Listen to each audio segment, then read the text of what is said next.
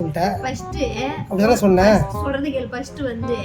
நீ சொல்றதானே கேட்டுங்கிற, நான் சொல்றது நீ தான் கேட்க மாட்டீங்க. கல்யாணம் ஆகி இந்த 6 வருஷத்துல நீ சொல்றதானே கேட்டுங்கிற, நான் சொல்றது நீ கேட்டதே கிடையாது.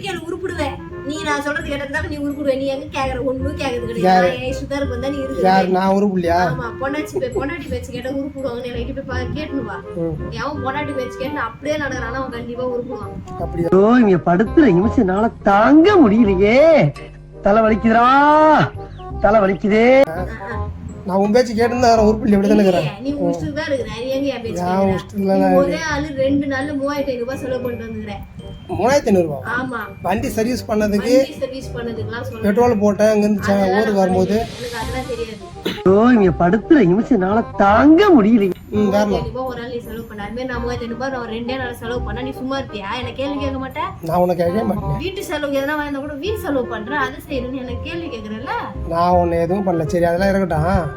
காலையில நீ என்ன சொன்ன? எங்க அப்பா போன் பண்ணாங்க, எங்க அண்ணன் செல்ல இருந்து பண்ணாங்க, எங்க அம்மாவுக்கு வந்துச்சு.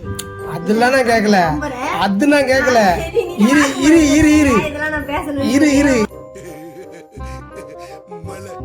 நல்லா இருக்கே மலை. ஆமா, ப்ரூஃப் வேணும்ல. இப்ப உங்க அம்மாட்ட இதை காட்டணும்ல. அது நான் கேட்டது போல சொல்லு. போன் பண்ணாங்க, நான் எடுக்கல. அதெல்லாம் இல்ல. காலையில நீ என்ன சொன்ன சொல்லு. காலையில நான் என்ன சொன்னேன்? என்ன சொன்னேன்? ஐ லவ் யூ சொன்னேன்.